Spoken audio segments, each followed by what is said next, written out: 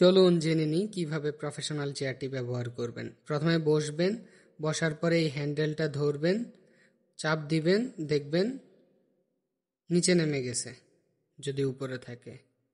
এরপর কিভাবে উপরে উঠাবেন সেটাও দেখিয়ে দিচ্ছি। হ্যান্ডেলটা আবার ধরবেন, উপর দিকে প্রেসার দিবেন, এভাবে দেখবেন উপরে উঠছে। হ্যাঁ, আবার প্রেসার দিন, উপরে উঠে গেছে সম্পূর্ণভাবে। এবার দেখেন সুন্দরভাবে আপনি ঘুরতে পারবেন। ওকে, তারপরে এটা একটু লুজ থাকলে টাইট করে দিবেন, টাইট থাকলে লুজ করে দিবেন। এটা আপনি ইউজ করতে করতেই বুঝবেন।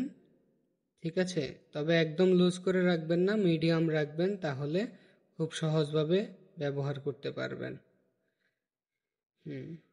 এটা 30 ডিগ্রি পর্যন্ত যাচ্ছে। তারপর হ্যাঁ, এটা যদি লুজ ছিল একটু টাইট করে দিলাম হালকা। ঠিক আছে, একদম টাইট করে দিলাম আমি আপনাদেরকে বোঝানোর জন্য। তারপর এইখানে দেখেন এই যে পিছনে যাচ্ছি কিন্তু যাচ্ছে না, কারণ আমি নাটটা একটু টাইট করে দিছি। ঠিক আছে, তারপর এইখানে হ্যান্ডেল দেখতে পাচ্ছেন এই পাশে, এই যে হ্যাঁ। আচ্ছা, স্ক্রুটা আর একটু লুজ করে দিলে এখন হচ্ছে আরো সহজে পিছনে যাবে।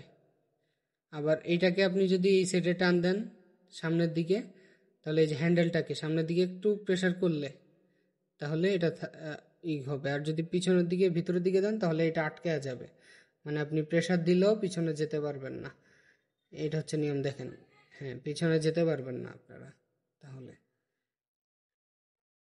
ঠিক আছে, আবার দেখেন পিছনে যাওয়ার জন্য হ্যাঁ একটু সামনের দিকে ঝুঁকবেন, তারপরে টান দিবেন। সিস্টেম আছে, নিয়ম আছে, একটু ঝুঁকবেন তারপরে টান দিবেন। হ্যাঁ, ঝুঁকবেন তারপর একটু টান দিবেন। ওকে, এবার দেখেন আপনি পিছনে যেতে পারতেছেন।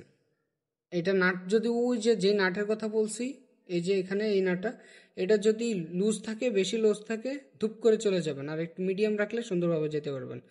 এই যে আমি প্রেসার ভিতরের দিকে ঠেলা দিয়ে টাইট করে দিলাম। এতটুকুই। ধন্যবাদ সবাইকে। আসসালামু আলাইকুম।